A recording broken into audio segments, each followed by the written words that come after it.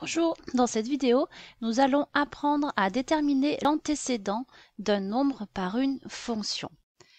Alors, je t'ai remis ici le schéma de la vidéo précédente où nous avions parlé de l'image. Je t'avais rappelé que lorsque tu as un nombre de départ auquel tu vas appliquer une fonction, tu obtiens un nombre d'arrivée que l'on appelle l'image. Eh bien, l'antécédent, c'est tout simplement le nom du nombre de départ.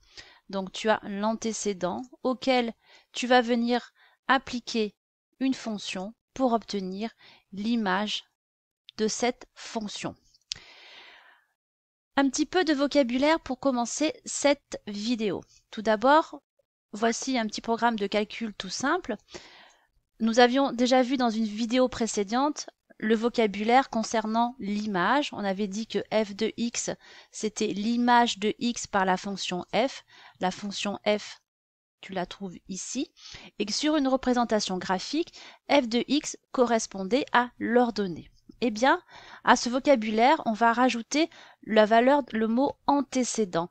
On dit que x est l'antécédent de la fonction f et sur une représentation graphique, x va correspondre à l'abscisse de ton repère. Alors, je te propose de t'expliquer comment déterminer l'antécédent d'un nombre par une fonction. Et nous allons déterminer l'antécédent de 2 par une fonction g de x. Pour cela, on peut le faire de 3 manières différentes. On peut le faire par le calcul, en utilisant un tableau de valeurs ou alors avec une représentation graphique. Alors je te propose de te donner un exemple de ces 3 manières de déterminer l'antécédent d'un nombre. On va utiliser à chaque fois une fonction g de x, la fonction g de x qui sera différente sur les 3 manières de calculer. Alors voici la fonction g de x que l'on va utiliser pour le calcul, ici notre tableau de valeurs et ici notre représentation graphique. Nous allons donc commencer par expliquer comment il faut faire en utilisant le calcul. La première étape sera de remplacer g de x par la valeur de 2, tout simplement parce que 2 correspond à l'image de ta fonction et je te rappelle, nous avons vu que dans une vidéo précédente, l'image de la fonction, ça correspond à la valeur de g de x. Nous allons donc faire le calcul suivant. Nous allons résoudre l'équation 2 égale à x au carré plus 2. Pour cela, rien de plus simple. On va venir faire passer ce plus 2 de l'autre côté de l'équation. Il va devenir moins 2. On va donc avoir 2 moins 2 qui sera égal à x au carré. On aura donc x au carré qui sera égal à 0, donc x égale à 0. On pourra donc dire que l'antécédent de 2 par la fonction g de x est égal à 0. Faisons la même chose maintenant en utilisant un tableau de valeurs. La première étape sera de chercher dans ton tableau la valeur g de x égale 2. Alors la valeur g de x égale 2, elle est assez facile à repérer, elle se trouve ici. On va donc tout simplement lire la valeur de x correspondant. Donc, la valeur de x correspondant, elle est ici. On pourra écrire que x est égal à 7.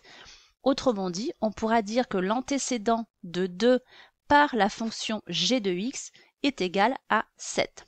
Maintenant, je te propose de t'expliquer comment faire lorsque tu as une représentation graphique.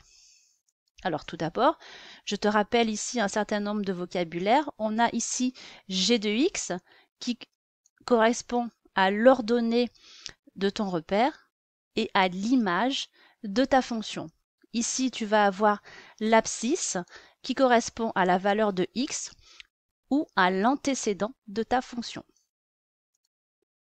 La première chose que tu vas devoir faire, c'est de te placer à une ordonnée de 2. Donc tu as ici l'ordonnée qui est égale à 2, en faisant bien sûr bien attention à ton échelle. Tu vas devoir maintenant regarder où est-ce que tu peux te décaler au niveau de ton abscisse jusqu'à toucher ta courbe. Tu peux le faire pour x égale à moins 1, de l'autre côté pour x égale à 1, et également ici pour x égale à 2.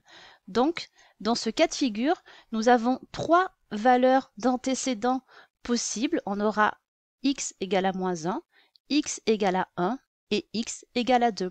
Voilà, cette vidéo est terminée. Je te propose de nous retrouver dans une prochaine vidéo.